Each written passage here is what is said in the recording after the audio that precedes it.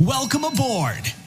This is the Admiral's Almanac, your leadership life connection, bringing leaders from all walks of life into yours so you can take charge, improve your leadership, and improve your life. With the wit and wisdom of your host, Rear Admiral Gary Hall. Thank you and good morning. Welcome to the Admiral's Almanac. I want to thank you, our listener, for joining. Like and subscribe wherever you get your podcasts.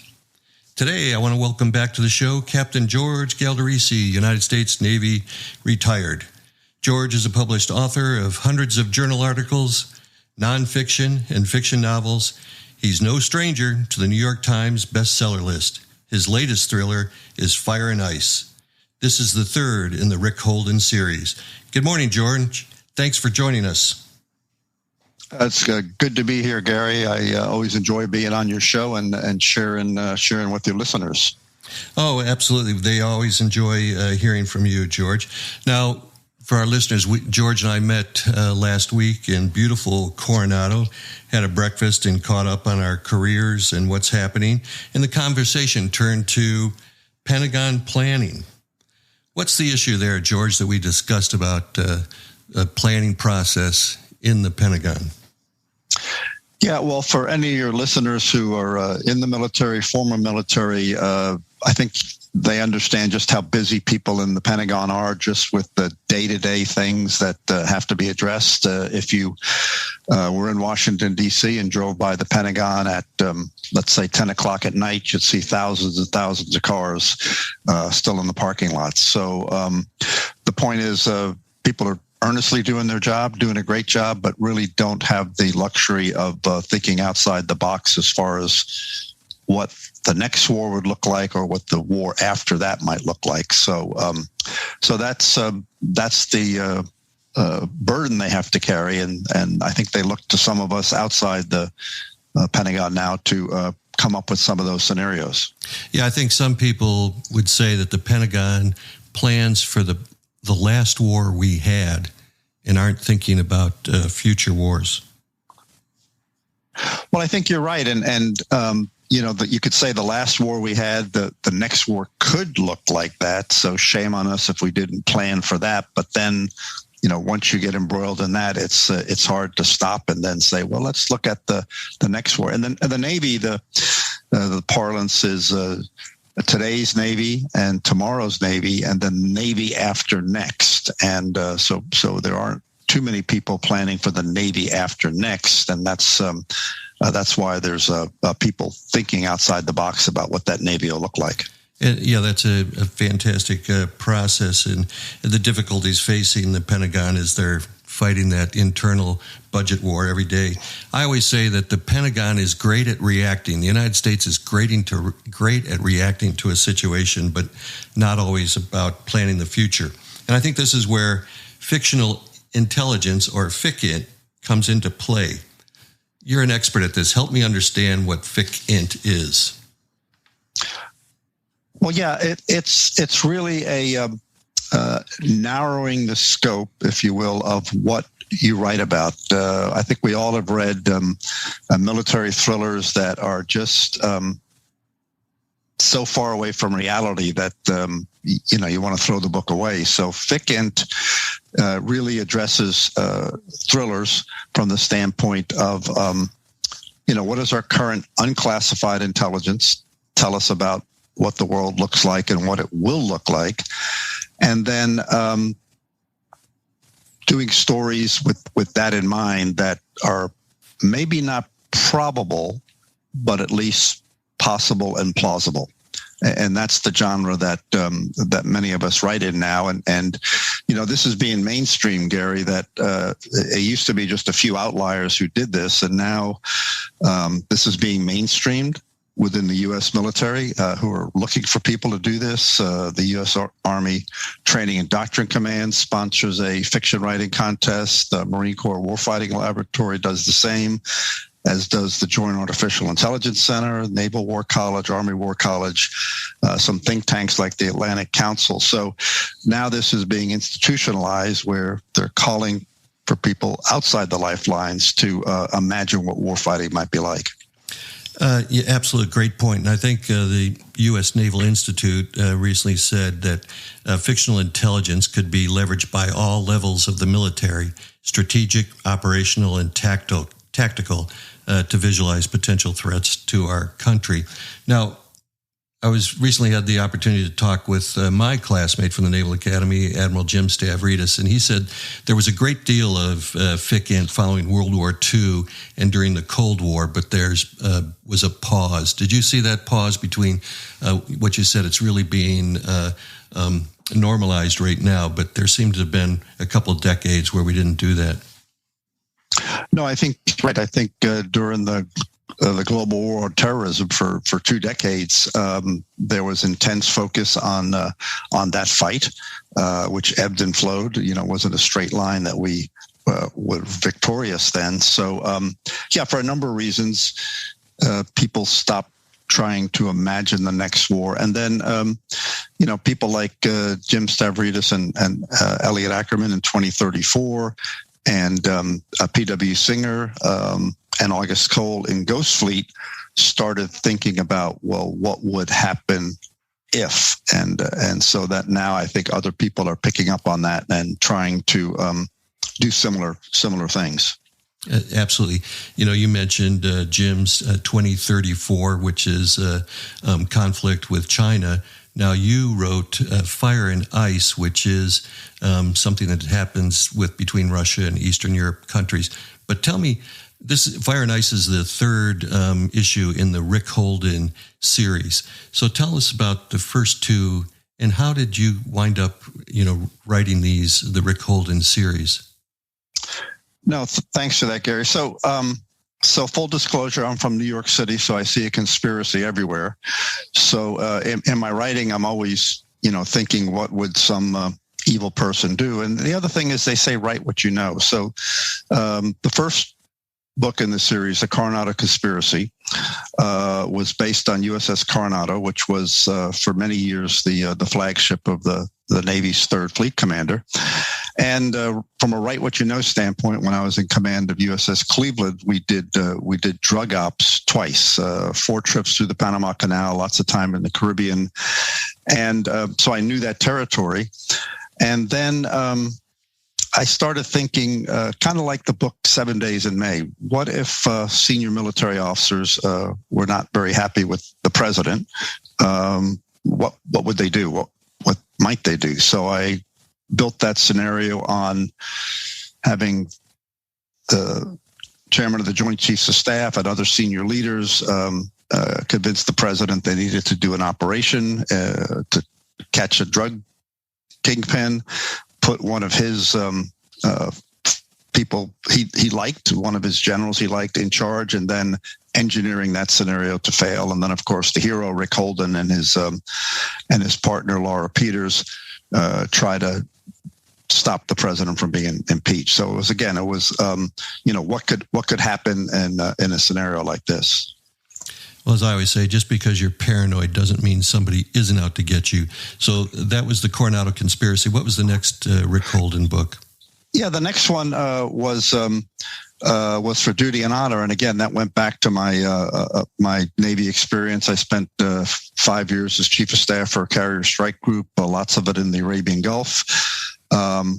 Iran is, I think everyone knows, a threat to the United States. So the way I built that scenario, because unless you're there, you don't realize the enormous power a carrier strike group commander has. So it was a pretty straightforward scenario. Iran is doing terrorist attacks, killing Americans. The executive branch of government's not doing anything about it. So the carrier strike group commander concocts a scenario where he's going to attack Iran on his own. And of course, Rick Holden and a different partner have to stop that. But, I'll tell you a quick sea story about that. Again, I spent 5 years on aircraft carriers, and as doing research for the book, I really wanted to get like what compartment did this happen in, what frame of the ship did this happen in. So I returned to USS Carl Vinson and walked through the ship to get all the details right, because that's how you lose readers. If the details are wacky, people will throw the book away. So yeah, that one was based on what I thought might happen in a scenario like that. Absolutely. So I think the point, we'll get to Fire and Ice here in a moment, but I think the point that you've made clearly is write what you know about, and also combine that with unclassified intelligence. Yeah, exactly. And a lot of people think continue the story. There's a lot of people think unclassified intelligence isn't worth thinking about. What do you feel about the difference between classified and unclassified intelligence? I'm glad you asked. Some years ago, the Central Intelligence Agency opened an open source center where people who were schooled in going into confidential and secret and top secret and higher classification levels were pulled aside, and this new center was open. And the reason it was opened is the world, particularly the United States, was surprised when India detonated their first nuclear weapon. And as they peeled the onion on that, they found out that the party in power had made that one of their campaign points in their platform.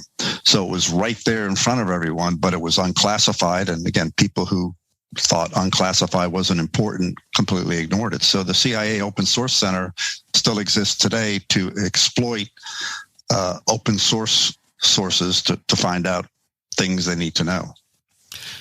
Fantastic.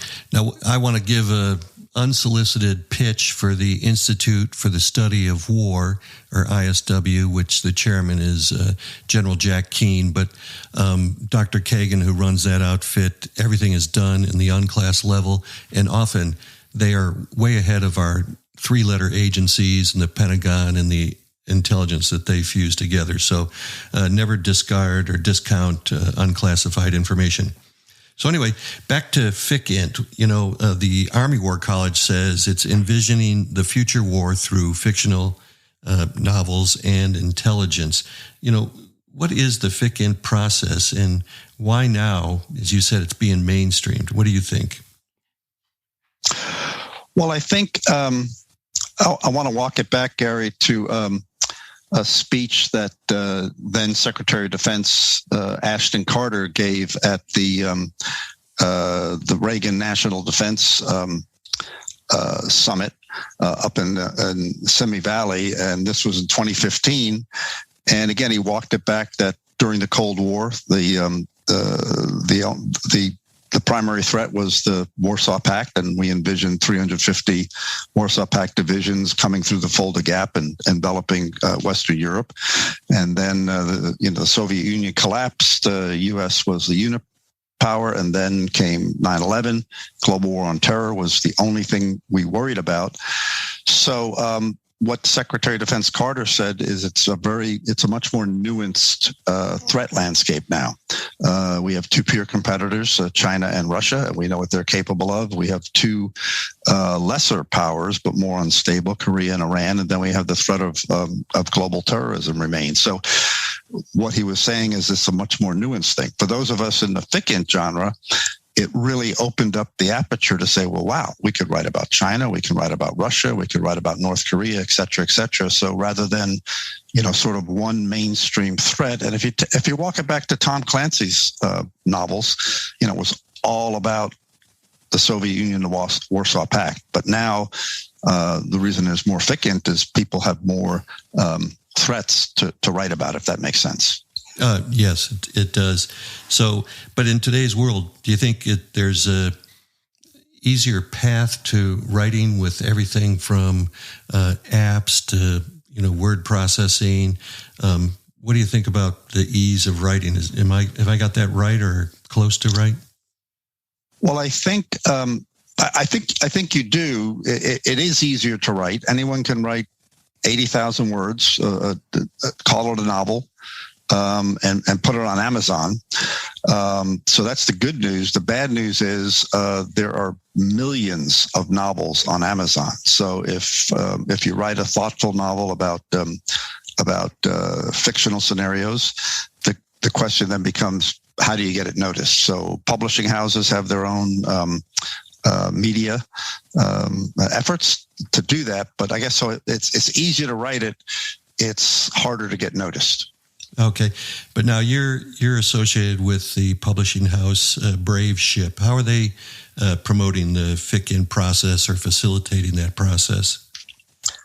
Yeah, so Brave Ship was started by two folks, a guy named Jeff Edwards, who's a former Navy man like we are, and a fellow named Matt Cook, who has a PhD in economics from University of Pennsylvania. And the process is Jeff is the capo. He's the editor, the copy editor, the publisher, and people will submit manuscripts to him, most of which he turns down. And we've got about 24 writers under the Brave Ship flag now, where the way we do this is we write our books. Jeff, God bless him, does all of the back office work, the formatting, the covers, and I could talk more about that if you're interested. And then, interestingly, Matt has raised venture capital money, and he then pitches these books as potential big screen, small screen, or video game entrants, because they're all thrillers. And the motto of Brave Ship is, if we're not keeping you up at night, we're not doing our job. So that's how our small publishing house out here in San Diego works it. Wow, fantastic. Well, I'd like to pull the fictional intelligence, FICINT, all together and talk a little bit about Fire and Ice and what's happening in the world today. But first, I want to quote David Poyer, the author of Overthrow and Violent Peace. He said about Fire and Ice, as both a military professional and a veteran novelist, Galdorisi delivers again in Fire and Ice, an all too plausible scenario for a threatening near-future gray conflict. Scary. That's the quote for Fire and Ice. So tell us a little bit about Fire and Ice and how we tie it together with what's happening in Europe right now. Yeah, no, thanks for that, Gary. So walking it back as the Soviet Union collapsed and nations that were under their rule became independent, if you look at the map of Europe, things took a while to settle out. As you know, many countries joined NATO. Russia was still Russia, the largest nation on Earth, with covering 13 time zones. But there were some nations kind of left in the middle that weren't part of NATO, and they weren't part of the Soviet Union. And Ukraine and Belarus were the two that jumped out at me as ones that things could happen there. I had to choose one, and quite frankly, I didn't choose Ukraine because so many writers had used Ukraine. So I picked Belarus, but it's the same sort of scenario as we're seeing play out right now. Belarus was unsettled. The economy was bad. People were angry at their administration, their president. So what they did is they started attacking the pipelines that carried oil and natural gas through Belarus to the rest of Europe. Does this sound a lot like Ukraine? It does. Absolutely.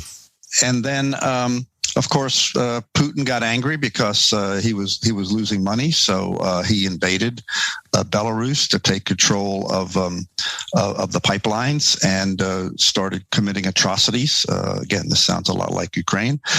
So the Belarusians would stop doing that, and then as the scenario evolves, because you just can't make a story about one nation against the other nation. So there's an American reporter in Belarus, and she's reporting Putin's atrocities and taking pictures of Belarusians that he is crucified to stop these pipeline attacks, et cetera, et cetera. So you could probably finish the scenario yourself. Putin has her captured. We can't have the DOD do it, so we have Rick Holden and his group go in there to rescue her, and then the story evolves. But yeah, I wrote the story in 2019, 2020, published it early last year, and I've had a lot of friends call up and say, you were really prescient with this, that these kinds of things could happen. I know, amazing. And again, how writing what you know and adding unclassified intelligence and creating a plausible scenario, not one of these far-fetched scenarios. And I think the Pentagon would have benefited more from, and can still benefit from, researching fire and ice. I had the opportunity to go to Moscow with the capstone course for new admirals and generals, and Joe Dunford was in that with us, and we met at the Duma with politicians, and they said the Russia will not let Ukraine join NATO any more than you would allow Texas to secede from the United States. And then we went to the Ukraine, went to Kiev, and learned a little bit about the KGB and what they did to that population. And it was pretty eye-opening. But I did go to a gun show recently to pick up a gift for my brother-in-law, where they were handing out, asking people to sign a petition to have Texas secede from the United States. I didn't sign that, but I don't think that's going to happen. Go ahead, George. Yeah, I'm from full disclosure. I'm from Brooklyn, New York, and the old joke is Brooklyn decided to secede from the Union, but decided not to. Changed their mind and decided not to, and no one cared. So yeah, I think we're in the same boat. But one thing on Russia, and we could get into an hours-long political thing about Russia. But one of the quotes I put in Fire and Ice to kind of help people understand that Russians are amazing grudge holders. And again, Russia has had grudge against the United States and the world order that we helped form after the World War II. But as the story goes, an angel appears to three men and tells them that the world's going to end tomorrow. So, spend your last evening on Earth any way you want. And the Frenchman says, well, I'm going to get a case of champagne and spend the evening with my mistress. And the Italian says, well, I'm going to visit my mistress and then go home to my family and have a dinner of pasta. And the Russian says, I'm going to go burn down my neighbor's barn. So, you do feel that, as you knew when you visited, you do feel that, just that grudge that they've had for actually centuries. Yeah, absolutely. And I contend that there still is a KGB. I wrote a piece that was published online that Putin is a bully, and they want the Soviet Union back. They miss that. So it's this FICINT, Fire and Ice, so relevant for today. But what we need in the world today is we need more leaders to write and publish, just as you have done. So as a surprise to our listeners who listened to us to this point, George, you willingly offered a 6-episode series on getting published, and that's an exclusive to the Admiral's Almanac. So in this 6 series, tell us what we can expect, George, on getting published. Yeah, so I can't tell you how many friends and neighbors who I know that I write will come up to me in the grocery store or the drugstore or at the ballpark and say, "Hey, I've got a great idea for a novel." A novel's a pretty prodigious undertaking, and if you haven't written anything before, it's a big rock up a steep hill. So, like you, Gary, naval aviator, spent my life with a NATOPS checklist. So the series, not to be rigid about it, we really start out with, why write? Why would anyone want to write?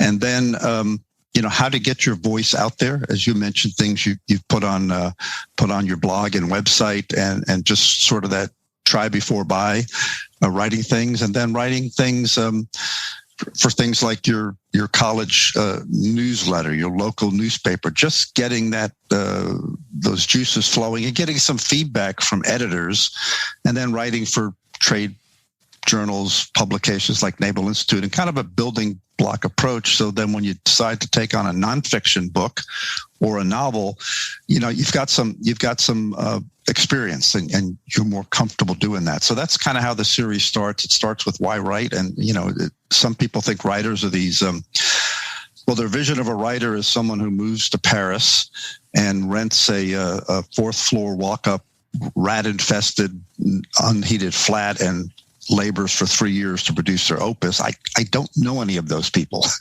So it's more of a building block approach. And I think your listeners will be interested because it takes all aspects from just short things to longer things, and then how you promote on social media. Absolutely. That'll be fantastic because we have our emerging leaders. We'll call those our young executives and our junior officers. And I think they need to write and get published. And like you said, you did not write the great thriller series, the Rick Holden series, just off the bat telling your wife, honey, I'm going to lock myself in my office and I'm going to write 3 novels. You published, am I correct in saying, hundreds of journal articles before you hit your first book?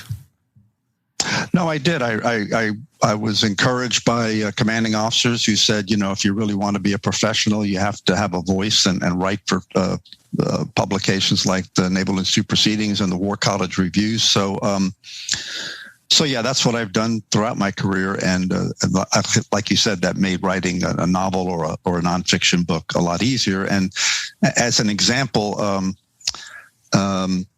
I took a master's course in international relations and a course on the law of the sea, and got very interested in the law of the sea convention, particularly why the U.S. hadn't acceded to it. So Jim Stavridis, your classmate, and I wrote an article for the Naval Law Review about why the U.S. had should accede to the law of the sea convention, and then did a lot more articles. And the reason I'm mentioning that is by the time I did my first of 2 books on the law of the sea, I had so much grist from articles that I wasn't searching for data. I had all the information I needed to craft that into a book.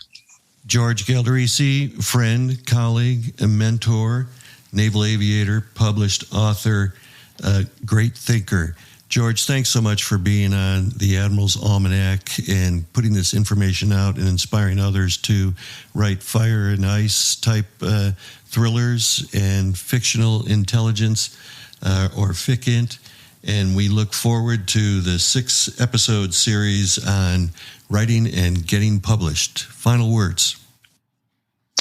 Yeah, well, just by way of background, Gary, I really want to tell you why I'd like to do this. I've had a number of mentors in my writing efforts, like Dick Couch, former Navy SEAL and CIA operative who just published his book, Act of Justice, which is an alternative history of Osama bin Laden and why it took 10 years to kill him. So, shame on me if I don't pay it forward. So I've collected all the things I've learned and tried to package it in a way that would interest people. So I'm just eager for the opportunity to share with your listeners. Super. Again, Captain George Galdorisi, United States Navy retired, naval aviator, writer, thinker, leader. Thank you, George. Thank you, Gary. And thank you for joining this episode of the Admiral's Almanac with author George Galdorisi. Don't forget to subscribe to this podcast, to the Admiral's Almanac, wherever you get your podcasts. And also, as we mentioned in this episode, thanks for listening to this point, George Galdorisi and I both believe that leaders need to write. And because of that, we're going to do a 6-episode series on how to write and get published. So until we meet again, here's wishing you a happy voyage home.